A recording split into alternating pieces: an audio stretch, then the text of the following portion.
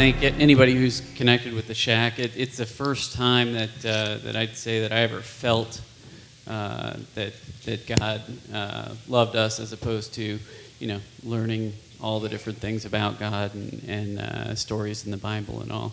And I liked what you were saying just now about the Father. And I guess, my kids are 5, so I'm a very young father. And so sometimes I'll be talking to people who are much further along the road than I am. And what helped, what the Shack helped with me as well was sometimes people may be trying to be good parents, for instance, but they don't think about, wait a minute, I'm that loving parent. Look at my child struggling against me, rather than just, why don't you just abide and we're going to have fun together and we're going to enjoy life.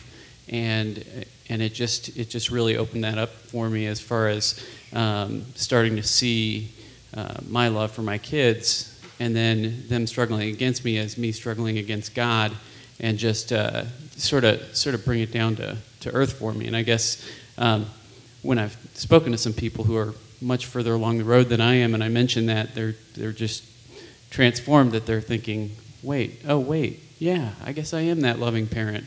And anyway, I just wanted to thank you for that, and see what you thought about any of that as far as your parenting. I do so much differently. We stumbled onto some good things just because we were trying to sort the grace thing out as well. But I tell you, one of the things that I think people misunderstand about the goodness of God in the Shack is that God's just nice. And they say, there's not enough wrath in the Shack. And I go, but not enough wrath in the Shack? Are you kidding me? What does God let Matt get away with in this book? In what part of his life does God not hold Mac's feet to the fire? It's love is the conduit by which truth comes to bear. In our own life, God doesn't love you to the exclusion of truth. God has nothing like, well, I'm going to be nice to you instead of honest. God doesn't know nice instead of honest. There is no love without truth and without honesty. And God will get to the core of our being. There's a great book that Sarah and I stumbled on last week that I've been recommending to people who want to say, how do you take some of this understanding of God's fatherhood into our own parenting and understand how God now parents us, the discipline of a loving father. What does that look like? Because we've done this, well, it's an angry God who, when you get it wrong, punishes you. No, it's not. That's not what discipline in Hebrews 12 is.